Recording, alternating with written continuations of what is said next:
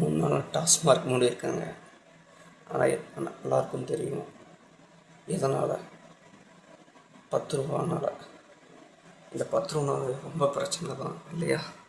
10 ரூபானா ரொம்ப பிரச்சனை தான். அதுக்கு ஒரு பாட்டும் போட்டு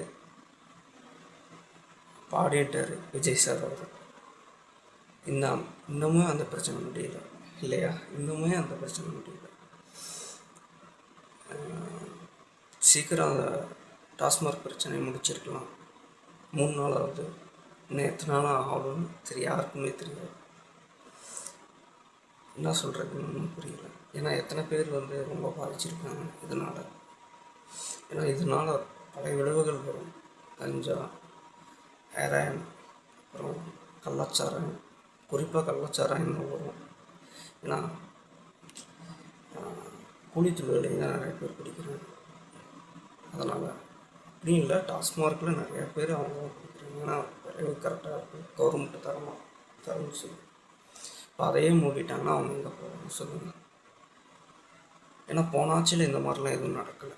10 ரூபா பிரச்சனை தவிர வேறு எந்த பிரச்சனையும் நடக்கலை இல்லையா? அதனால் சீக்கிரம் இதை பிரச்சனையை முடிச்சு விடுவேன். உங்கள் டிவிகே ஆட்சிக்கு தான் ரொம்ப பிரச்சனை வரும். டாஸ்மார்க் மூடிட்டா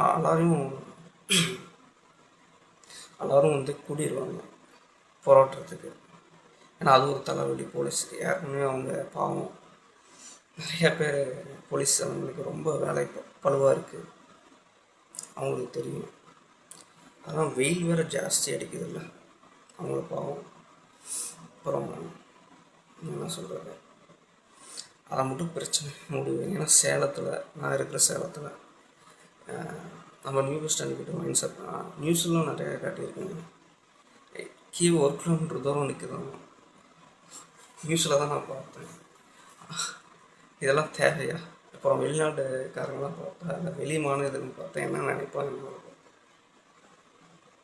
நீங்களும் டாஸ்மாக் ஊழியர்களும் அரசாங்கம் என்ன சொல்லுதோ அதை பார்த்து சரி பண்ணுங்கள். மக்கள் தான் பாதிக்கப்படுறாங்க, புரியுதுங்களா? இப்போ நீங்கள் தொழில் செய்யலைன்னா எப்படி அரசாங்கத்துக்கும் நல்லது செய்யுங்க. ஏன்னா புதுசு தான் அவங்களும் இல்லையா? நன்றி, வணக்கம்.